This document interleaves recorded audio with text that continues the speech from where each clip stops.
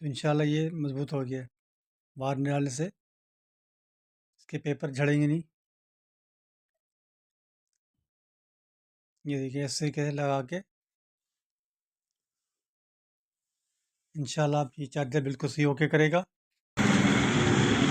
पंखा चला के देखो, ये काम माशाल्लाह इसकी स्पीड बहुत अच्छी आ रही है। देखिए ये पंखा चला दिया इसके ऊपर पेट्रोल के ऊपर,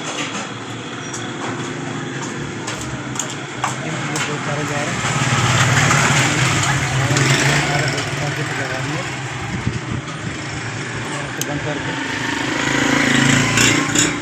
देखिए। अभी इसको दोबारा ऑन करते हैं, ये दोबारा ऑन कर दिए। ये स्पीड चल रहा है।